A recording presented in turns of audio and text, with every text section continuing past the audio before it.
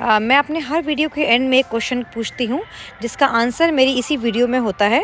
तो जो last time मैंने क्वेश्चन किया था वो किया था कि जब हम किचन से निकले हुए कचरे से कंपोस्ट बनाते हैं तो हमें क्या क्या 3 चीज़ें नहीं डालनी। तो वो 3 चीज़ें हैं कुक्ड फूड, ऑयली फूड और नॉन वेज। तो सही आंसर सबसे पहले जिसने दिया उनका नाम है किरण शर्मा। थैंक यू किरण जी, मेरे वीडियो को इतने अच्छे से देखने के लिए और पूरा पार्टिसिपेट करने। तो किरण जी, ये फ्लावर्स आपके लिए, थैंक यू सो मच। तो चलिए वीडियो को स्टार्ट करते हैं। हेलो फ्रेंड्स, आज हम बात करेंगे डिफरेंट टाइप की खाद के बारे में। मेरे कमेंट बॉक्स में एक्चुअली अक्सर ये क्वेश्चन आता रहता है कि हमारे फ्लावर झड़ गए या फ्रूटिंग नहीं हो रही। तो आज मैं डिटेल टॉपिक कवर करूँगी जिसके अंदर मैं ये बताऊँगी आपको, जब आप पौधा लगाते हैं तो उस स्टेज में आपको कौन सी खाद डालनी है, और जब आपका पौधा बड़ा होने लगता है तब आपको कौन सी खाद डालनी है, और जब आपका पौधा फ्लावरिंग कर रहा होता है तब आपको कौन सी खाद डालनी है, फ्रूटिंग के टाइम पे कौन सी खाद डालनी है, हार्वेस्टिंग के टाइम पे आपको क्या करना है, और हार्वेस्टिंग के बाद आपको क्या करना है। तो इन सब खाद के बारे में हम बात करेंगे। और मैं आप लोगों को एक लिक्विड फर्टिलाइज़र भी बनाना बताऊंगी जो मैं अपने पौधों के लिए बनाती हूँ। और मैं देखिए चीज़ ये भी दिखाती हूँ। ये देखिए मेरे घर में सरसों के दाने मैंने डाले थे, तो अब इसके ये देखिए ये बीज बनने स्टार्ट होगी। इसके अंदर मुझे मिलेगी सरसों जो कि मैं यूज़ करूँगी सांबर और पोहा के अंदर। देखिए इस टाइप से मैं सरसों की बीज भी निकाल लेती हूँ, और मैं अजवाइन की बीज भी ऐसी निकालती हूँ। यहाँ पे लगी है मेरे अजवाइन, तो मैं अजवाइन की बीज भी ऐसी निकालती हूँ, सरसों की भी निकालती हूँ। तो इस तरीके से अपनी गार्डनिंग करती हूँ। और आज मैं डिटेल्ड टॉपिक को कवर करूँगी जहाँ पे मैं हर स्टेज में हर टाइप की खाद को के बारे में बताऊँगी, और एक ऐसा लिक्विड फर्टिलाइज़र बताऊँगी बनाने के लिए जो मैं घर में खुद बनाती हूँ। वो बहुत ही आसान लिक्विड फर्टिलाइज़र है जो आपकी पौधों की ग्रोथ में बहुत हेल्प करेगा। तो हमें अक्सर ये चीज़ हमें पता है कि हम बात करते हैं NPK के बारे में। आप लोगों ने बहुत सुना होगा, अक्सर सुनते हैं NPK डाल लो, NPK डाल लो। तो ये NPK क्या है? ये केमिकल के अंदर भी आता है, लेकिन आज हम ऑर्गेनिक NPK के बारे में बात करेंगे, जो कि ऑर्गेनिकली हम NPK को कैसे यूज़ करें। एक्चुअली NPK जो है वो हमारे पौधों की ग्रोथ में बहुत ही इम्पॉर्टेंट फैक्टर है। और NPK को हम जाने अनजाने हम सभी गार्डनर्स यूज़ करते हैं, लेकिन हमें ये नहीं पता कि वो उसका यूज़ कब करना है और कौन सी स्टेज पे करना है और कितना करना है। सबसे पहले हम कवर करते हैं N। अब N क्या होता है मैं आप सबको बताती हूँ। N का मतलब होता है नाइट्रोजन, P का मतलब होता है फॉस्फोरस, और K का मतलब होता है पोटेशियम। हम एक एक कर पहले N के बारे में बात करेंगे। अब हम बात करते हैं N का मतलब नाइट्रोजन। नाइट्रोजन हमारे पौधों को कब चाहिए होता है? नाइट्रोजन हमारे पौधों को जब आप कोई भी पौधा लगाते हैं, जब आपने छोटा सा पौधा लगाया, जब भी आप कोई छोटा सा पौधा लगाते हैं तो आपके पौधों को उस समय नाइट्रोजन की नीड होती है। नाइट्रोजन क्या करता है पौधे के अंदर? नाइट्रोजन पौधे को बड़ा होने में हेल्प करता है, ग्रीन करता है आपके पौधों को बहुत ज़्यादा, और उनकी ग्रोथ में हेल्प करता है। नाइट्रोजन की हेल्प से पौधे बहुत अच्छे से बड़े होते हैं। जब भी आप छोटे से पौधे को लगाते हैं तो छोटे से पौधे के अंदर हम नाइट्रोजन ऐड करते हैं, और नाइट्रोजन होता है गोबर की खाद में, किचन वेस्ट कंपोस्ट में, वर्मी कंपोस्ट में नाइट्रोजन होता है। अब जैसे हम बात करें इस छोटे से टमाटर के पौधे की, इसके अंदर इस स्टेज में हमें देना होगा नाइट्रोजन, क्योंकि ये पौधा भी ग्रोइंग स्टेज पर है। ये पौधा अपने बढ़ रहा है अभी ये पौधा, तो हम इसमें देंगे नाइट्रोजन।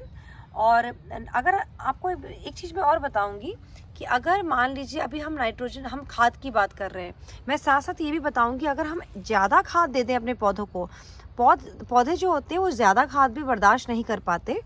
तो अगर हम अपने पौधों को ज़्यादा खाद दे दें तो वो पौधों के लिए वो भी नुकसानदायक होता है। अगर कई बार आप अगर नाइट्रोजन का यूज़ ज़्यादा कर दें, ज़्यादा नाइट्रोजन आपके पौधे पे आ जाती है, तो आपका पौधे की ग्रोथ अचानक से रुक जाती है। कई बार मुझे ये भी कमेंट बॉक्स में कमेंट आता है कि हमने तो अपने पौधे में खूब सारी, आपने कहा था खाद डालने को, तो हमने खाद डाली है लेकिन हमारा पौधा बढ़ नहीं रहा। तो वो कई बार रीज़न होता है एक्सेसिव ऑफ नाइट्रोजन, यानी कि आपने नाइट्रोजन ज़्यादा डाल दिया। कोई भी खाद आप अगर ज़्यादा डाल देते हैं अपने पौधे में तो पौधों की ग्रोथ रुक जाती है।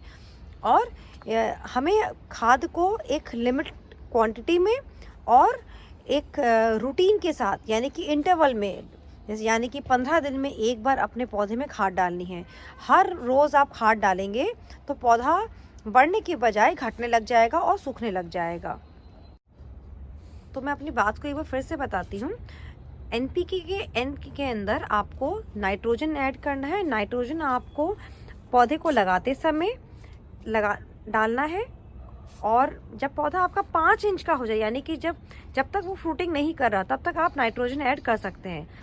फ्रूटिंग नहीं बोलूँगी मैं, जब तक आपका पौधा फ्लावरिंग नहीं कर रहा तब तक आप नाइट्रोजन डालिए आराम से। नाइट्रोजन होता है गोबर की खाद में, वर्मी कंपोस्ट में, किचन वेस्ट कंपोस्ट में भरपूर मात्रा में नाइट्रोजन होता है, जो आपके पौधों को बढ़ने में हेल्प करता है। अब हम बात करेंगे पी की, पी की बारी आती है। तो पी का मतलब होता है फॉस्फोरस। अब फॉस्फोरस को हमें पौधों में कब डालना है? अब ये देखिए, ये मेरे टमाटर के पौधे आप देख सकते हैं। देखिए यहाँ पर इनके फ्लावर्स बनने स्टार्ट हो रहे हैं। जब ऐसे फ्लावर्स बनने स्टार्ट हो जाएं, जैसे आप देख रहे हैं यहाँ फ्लावर्स बन रहे हैं, जब ऐसे फ्लावर्स बनने स्टार्ट हो जाएं तो आपको ये टाइम आ गया है जब आपको इस पौधे के अंदर पी यानी कि फॉस्फोरस ऐड करने का टाइम है। अब फॉस्फोरस किस किस चीज़ में होता है? फॉस्फोरस होता है बोन मील के अंदर, रॉक फॉस्फेट के अंदर, प्रॉम के अंदर। और फॉस्फोरस करता क्या है? फॉस्फोरस करता है पौधों को की जड़ों को मजबूत करने में, उनके पौधों की मेन स्टेम को, यानी कि मेन जो तना होता है उसको, और जो उसकी जो टहनियाँ होती हैं उनको मजबूत करने में। जब किसी भी पौधे का रूट सिस्टम, तना, टहनियाँ मजबूत होंगी तभी तो वो फ्रूट बेयर कर पाएगा। तो फॉस्फोरस की मदद से पौधे अपना तना मजबूत करते हैं, टहनियाँ मजबूत करते हैं और फूलों को निकालना शुरू करते हैं। और फॉस्फोरस की ही मदद से पौधे अच्छी तरीके से फ्रूटिंग करते हैं। अगर आपका पौधा फ्रूटिंग नहीं कर रहा, अगर आपके पौधे के जो फ्लावर्स हैं वो ड्रॉप हो रहे हैं, फ्लावर्स फ्रूट में कन्वर्ट नहीं हो रहे, फूल झड़े जा रहे हैं, तो इसका मतलब उसके अंदर आपको फॉस्फोरस ऐड करना है और साथ में थोड़ा सा कैल्शियम ऐड करना है। फॉस्फोरस के अंदर हालांकि थोड़ा सा कैल्शियम होता है, लेकिन कुछ पौधों में जब वो फ्लावरिंग से फ्रूटिंग की स्टेज की ओर बढ़ रहे होते हैं तो थोड़ा सा कैल्शियम ऐड करने की ज़रूरत होती है। तो यहाँ मैं फिर से एक बात बोलूँगी, पहले हमने पौधे की, जब पौधा छोटा था तो हमने ऐड किया नाइट्रोजन, फिर जब वो इस तरीके से फूल बनाने उसने शुरू किए, हम ऐड करेंगे फॉस्फोरस के साथ ऐड करेंगे थोड़ा सा कैल्शियम, जिससे कि हमारा पौधा अच्छी तरीके से अपनी ग्रोथ ले सके और हमें बहुत ही अच्छी फ्रूटिंग दे सके। इस टाइप के फ्रूट जब आपके पौधों में आते हैं तो देख के बहुत अच्छा लगता है। ये फ्रूट आना, एक पौधे के लिए इस टाइप से फ्रूट निकालना आसान नहीं होता। हमें इनको भरपूर पूरी डाइट देनी होती है जिससे कि वो इस टाइप की फ्रूटिंग कर सके। तो उसके लिए आप अपने पौधे में फॉस्फोरस को ऐड कीजिए, यानी कि बोन मील डालिए। अगर आप बोन मील का यूज़ नहीं करते तो आप इसके अंदर थोड़ा सा रॉक फॉस्फेट डालिए, इसके अंदर आप प्रॉम डालिए, उससे आपका पौधा बहुत ही खूबसूरती से बड़ा होता है। और एंड में आप वीडियो में बने रहिएगा, मैं एंड में आपको एनपीके का liquid fertiliser, homemade liquid fertiliser बनाने का तरीका बताऊंगी, जिससे कि आपके पौधे भी इसी टाइप से फ्रूटिंग करेंगे। और मैं आपको ये भी बताती हूँ कि अगर आप फॉस्फोरस ज़्यादा डाल देते हैं अपने पौधे के अंदर, कई बार आप देखते होंगे कि आपके पौधों के पत्ते अचानक से डार्क कलर के होने लग जाते हैं और रूट सिस्टम अचानक से पौधा खड़ा मर जाता है, सूखने लग जाता है। वो रीज़न फॉस्फोरस का भी होता है कि पौधे पहले पत्ते डार्क कलर के हो गए, धीरे धीरे उनका रूट सिस्टम कमज़ोर होता है और पौधे मर जाते हैं। तो फॉस्फोरस को आपको, जैसे कि आपको नाइट्रोजन 15 दिन में ऐड करना है, फॉस्फोरस आपको अपने पौधे में सिर्फ जब फूल से फल के टाइम की बारी आए, सिर्फ एक बार, अगर हम मान लीजिए बैगन, टमाटर, मिर्ची की बात करें तो फूल से फल में जब कन्वर्ट हो रहा होता है हमारा पौधा, यानी कि फूल दिखने स्टार्ट हो रहे होते हैं और अब पता है कि आगे फल बनेंगे, तो आपको सिर्फ एक बार आपको फास्फोरस को ऐड करना है, बार बार फास्फोरस ऐड नहीं करना। यानी कि पौधे की फूल से फल में बढ़ने के टाइम की लाइफ साइकिल में एक बार ही फास्फोरस को ऐड किया जाएगा। तो शायद मैं एन को समझा दिया, शायद मैंने अच्छे से बता दिया, और मैंने पी को समझा दिया, यानी कि फास्फोरस को मैंने समझा दिया। तो अब बारी आती है के की। के यानी कि पोटेशियम। अब पोटेशियम क्या करता है? पोटेशियम हमारे फलों के साइज़ को बड़ा करता है, उनकी शेप को अच्छा करता है, उनके कलर को अच्छा करता है। जैसे कि मैंने अपनी पहली वीडियो में भी बताया था, आलू जब मैंने लगाए थे और गांठ वाली सब्जियां लगाई थी, तो मैंने अक्सर ये मैं बोलती कि पोटेशियम ऐड करिए। जो पोटेशियम का मेन वर्क होता है, जो भी फल है या सब्जी है उसके साइज़ को बड़ा करना, उससे कलर, जो सा कलर है उसको और एनहेंस करना, उसकी शेप को एक्यूरेट करना, उसके टेस्ट को अच्छा करना। तो जब आपका फूल फल में कन्वर्ट होता है और उसका अगर मान लीजिए उसका शेप अच्छा नहीं है, उसका टेस्ट अच्छा नहीं है, उस फल का साइज़ बड़ा अजीब सा है, तो पोटेशियम का भी बहुत बड़ा रोल है। अगर पोटेशियम को हम अच्छे से ऐड करते हैं तो हमारा जो भी फ्रूट कन्वर्ट होता है, मिलता है हमको, उसका साइज़ बहुत ही अच्छा होगा। तो अब बात आती है कि पोटेशियम किस चीज़ में होता है। तो पोटेशियम होता है ज़्यादातर कि आप या तो आप ऑर्गेनिक पोटेशियम लीजिए, वो इंस्टेंटली वर्क करेगा, और लकड़ी की राख में भी पोटेशियम होता है, लेकिन लकड़ी की राख का जो पोटेशियम होता है वो धीरे धीरे वर्क करता है। ऑर्गेनिक पोटेशियम आता है जो कि अमेज़ॉन पे मिल जाता है बहुत इजीली, तो आप उसको भी यूज़ कर सकते हैं। लेकिन अगर आपको नहीं आप लेना चाहते तो आप लकड़ी की राख का भी यूज़ कीजिए। लेकिन अगेन पोटेशियम का भी यूज़ ज़्यादा नहीं किया जाता। ज़्यादा अगर हम लकड़ी की राख डाल लेंगे तो हमारा पौधा जल जाता है, तो बहुत ही लिमिटेड क्वांटिटी में। अब मैं आपको एग्जांपल भी बताऊंगी कितना कितना क्या क्या ऐड करना है। तो पोटेशियम आपको जैसे मान लीजिए आपके पास 12 इंच का गमला है, तो उसके अंदर आपको अगर लकड़ी की राख डालनी है तो आप जस्ट 1 टेबलस्पून लकड़ी की राख डालिए। और अगर आपको उसके अंदर ऑर्गेनिक पोटेशियम डालना है, जो ग्रैन्यूल्स आते हैं, वो आपको सिर्फ आधा चम्मच ही डालना होगा। ज़्यादा आपको कोई भी खाद नहीं डालनी। ज़्यादा खाद से पौधे भी बीमार हो जाते हैं और अपनी ग्रोथ को ख़त्म कर देते हैं, रोक देते हैं। ज़्यादा पोटेशियम ऐड करने से क्या होता है, जो जितना आपने नाइट्रोजन और फास्फोरस डाला है वो उसकी न्यूट्रिएंट्स को भी वो ख़त्म कर देता है। तो जो भी आप खाद डालें वो एक्यूरेट क्वांटिटी में डालें। अगर मैं आपको आज 12 इंच के गमले का सब हिसाब बताऊंगी। अगर आपके पास 12 इंच का गमला है तो 12 इंच के गमले के अंदर मैं आपको ऐसे दिखाती हूँ। देखिए, ये नींबू का पौधा है जो कि मेरे 12 इंच के गमले में लगा है। इस 12 इंच के गमले के अंदर अगर मुझे नाइट्रोजन डालना है तो इसके अंदर मैं 2 मुट्ठी नाइट्रोजन डालूंगी, यानी कि गोबर की खाद या वर्मी कंपोस्ट या किचन वेस्ट कंपोस्ट 15 दिन में एक बार। ठीक है। उसके बाद मुझे अगर फास्फोरस डालना है, क्यों, ये तो नींबू का पौधा है तो इसकी बात अभी नहीं हो रही, मैं इस गमले की बात कर रही हूँ। अगर आपको इसी के अंदर फास्फोरस यानी कि बोन मील या रॉक फॉस्फेट या प्रॉम ऐड करना है तो आपको जस्ट 1 मुट्ठी ऐड करना होगा जब फ्लावर से फ्रूटिंग की स्टेज की ओर आपका पौधा जा रहा है। उसके अलावा आपको इस गमले के अंदर कभी भी फास्फोरस ऐड नहीं करना। अभी हम सिर्फ सब्जियों वाले प्लांट के बारे में बात कर रहे हैं। फ्रूट प्लांट में खाद डालने का प्रोसेस अलग है, उस पर मैं सेपरेट वीडियो बनाऊंगी, और उसके अंदर किस तरीके से खाद डाली जाती है और कितनी कितनी डाली जाती है, वो बिल्कुल डिफरेंट प्रोसेस होता है। और अब बात करें हम पोटेशियम की, इसी 12 इंच के गमले में आपको, अगर आप लकड़ी की राख डाल रहे हैं तो आपको डालनी है 1 टेबलस्पून, और अगर आप ऑर्गेनिक पोटेशियम डाल रहे हैं तो आपको इसमें डालना है आधा चम्मच। कब डालना है? जब आपके फ्रूट लग जाएं, उस टाइम के बाद आपको डालना है इसके अंदर पोटेशियम। अब बारी आती है जब हम पूरी हार्वेस्टिंग ले लेते हैं। अब फ्रूट हमारा हार्वेस्टिंग के लिए तैयार है, हमने पूरी हार्वेस्टिंग ले ली। अब हमें क्या करना है? जैसे मान लीजिए गोभी का फूल है, गोभी का पौधा है। जब ये गोभी का पौधा मैं इससे हार्वेस्टिंग ले लूँगी तो जहाँ पे आप इसकी जड़ देख रहे हैं, इस जड़ के पास इतनी जगह पे मैं अच्छे से गोबर की खाद या वर्मी कंपोस्ट या किचन वेस्ट कंपोस्ट को ऐड करूँगी। इस मिट्टी में मैं फिर से नाइट्रोजन से इसको रिचार्ज करूँगी और यहाँ पर नया पौधा लगाऊँगी। तो ये साइकिल होता है किसी भी पौधे का, जब आप उसके अंदर नाइट्रोजन ऐड करते हैं, फास्फोरस ऐड करते हैं और पोटेशियम ऐड करते हैं। तो ये था कॉन्सेप्ट NPK का। तो आप प्लीज़ कमेंट करके बताइएगा कि आप लोगों को मेरा इस तरीके से ये चीज़ बताना हेल्पफुल रहा कि नहीं रहा। अब मैं आपको बताऊंगी कि NPK को हम मार्केट में तो बहुत देखते हैं, जो पिंक कलर का पाउडर आता है केमिकल वाला, लोग लाते हैं अपने इंडोर प्लांट्स में और अपने शो प्लांट्स में डालते हैं। मैंने कभी यूज़ नहीं किया। मैं NPK को घर पे बनाती हूँ और चलिए मैं आपको उसका तरीका सिखाती हूँ कि मैं कैसे NPK को घर पे बनाती हूँ।